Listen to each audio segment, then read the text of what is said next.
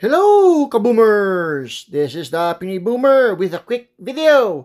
So, for all investors of the Philippine Stock Exchange, if you are not aware, starting September 4, 2025, there will be VAT included in the PSE fee that we are paying for every buy and sell of stocks. It's already bad enough that the commissions are VAT inclusive. Now, even the PSE fee has a VAT?